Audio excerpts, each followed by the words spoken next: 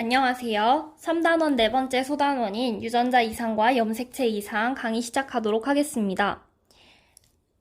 가장 먼저 이 소단원에 등장하는 개념은 돌연변이입니다.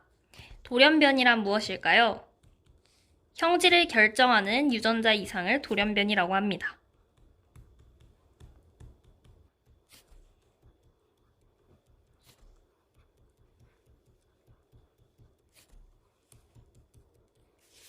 또는 유전자가 있는 염색체에 이상이 생기는 것도 돌연변이라고 합니다.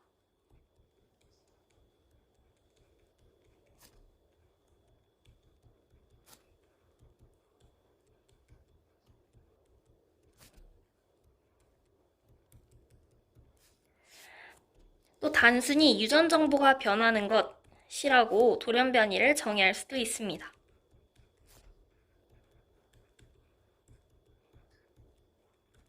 그리고 이 정의에서 보다시피 유전자 이상이 생기는 것도 돌연변이, 염색체 이상이 생기는 것도 돌연변이이기 때문에 돌연변이는 어떤 부분에서 문제가 생기느냐, 어떤 부분이 이상해졌느냐에 따라서 크게 두 가지로 나눌 수가 있습니다. 유전자에 이상이 생기면 유전자 돌연변이,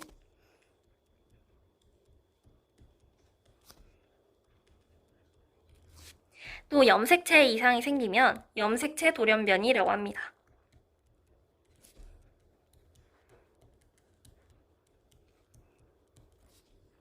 그리고 이 염색체 돌연변이는 다시 두 가지로 나뉘는데요. 염색체 구조에 문제가 생기면 염색체 구조 이상, 염색체 수에 문제가 생기면 염색체 수 이상이라고 합니다.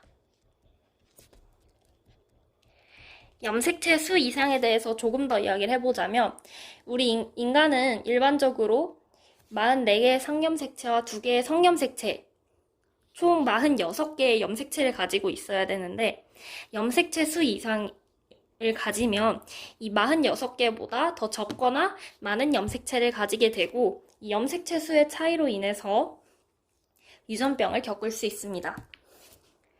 돌연변이의 특징을 알아보도록 하겠습니다. 첫 번째로 돌연변이가 발생하면 새로운 표현형이 나타날 수 있습니다.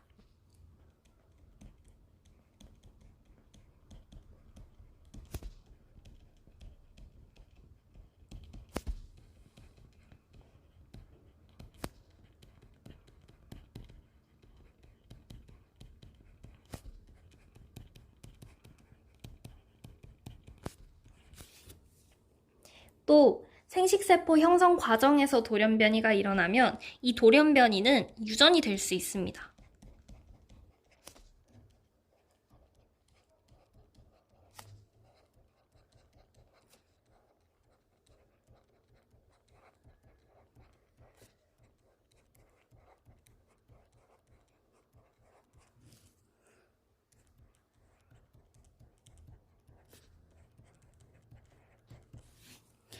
생식세포 하면 반대로 떠오르는 개념이 체세포가 있죠. 근데 이 체세포 과정에서 발생한 돌연변이는 이와 반대로 유전되지 않습니다.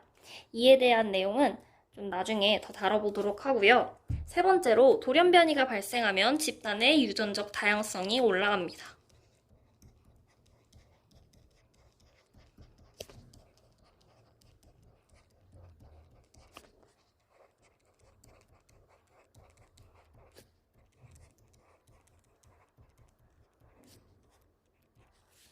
아까 1번 특징에서 돌연변이가 발생하면 새로운 표현형이 나타날 수 있다고 했죠.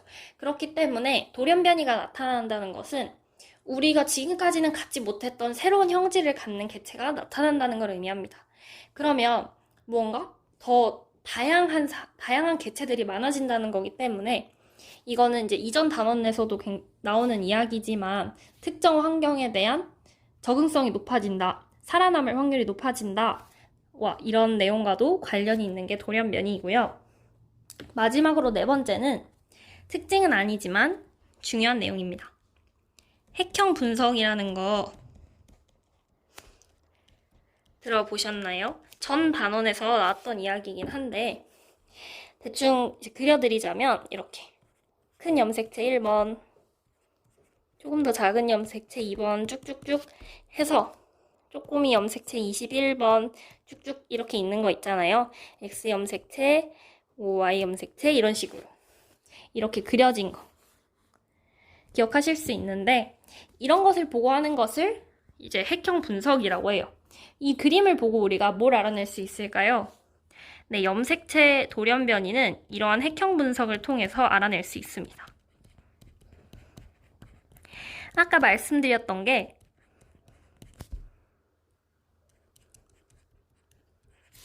염색체 돌연변이에는 염색체 구조 이상하고 수 이상이 있다 했잖아요.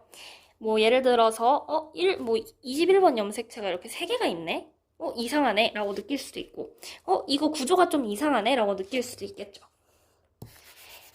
하지만 반대로 유전자 돌연변이는 조사할 수가 없습니다.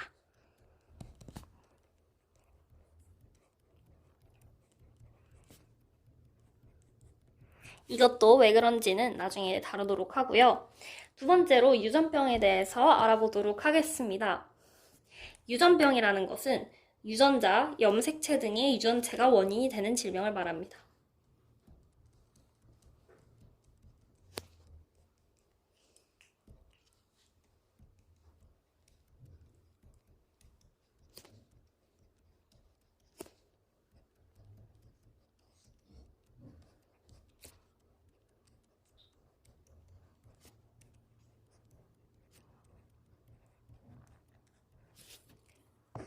또 부모의 생식세포 형성 과정에서 생긴 돌연변이는 자손에게 유전병을 일으킬 수 있습니다.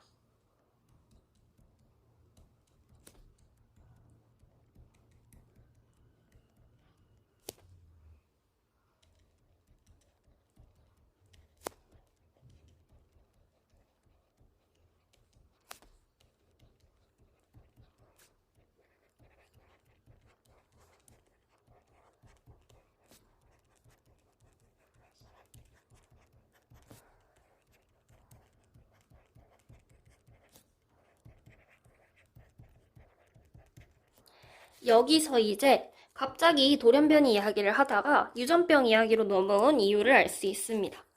이 유전자 돌연변이나 염색체 돌연변이가 일어나게 되면은 이것이 유전병을 일으킬 수 있습니다. 지금 여기 자손에게도 유전병을 일으킬 수 있다고 되어 있겠지만 어쨌든 자손의 유전병은 생각하지 않더라도 한 개체가 무언가 유전자에서 돌연변이를 가지게 되면 문제가 생기겠죠. 왜 문제가 생기는지는 나중에 더 다루겠지만 이런 문제가 생기면 유전병을 일으킬 수 있어요.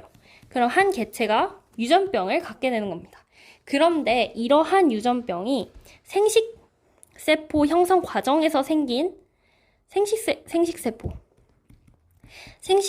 형성 과정에서 생긴 돌연변이로 인한 유전병이라면 이것이 자손에게도 갈 수가 있다라는 거예요.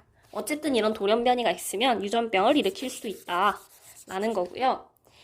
마지막으로 아까 말씀드렸던 내용과 반대죠. 체세포 분열 과정에서 생긴 돌연변이는 유전병을 자손에게 유전시킬 수는 없어요.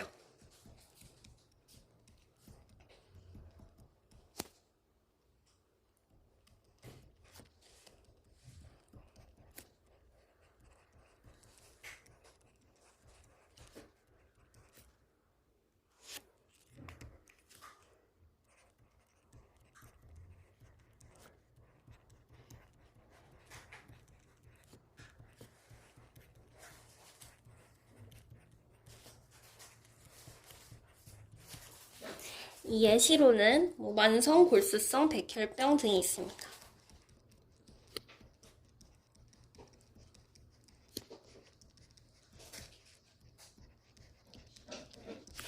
자, 지금까지 온 내용 약간 정리하면서 이번 강의 마무리해보면 일단 돌연변이는 유전자 이상이 생기거나 유전자가 있는 염색체 자체 이상이 생기는 거를 돌연변이라고 하고 이러한 돌연변이가 일어나면은 새로운 표현형이 나타날 수도 있고 유전병을 발생시킬 수 있다.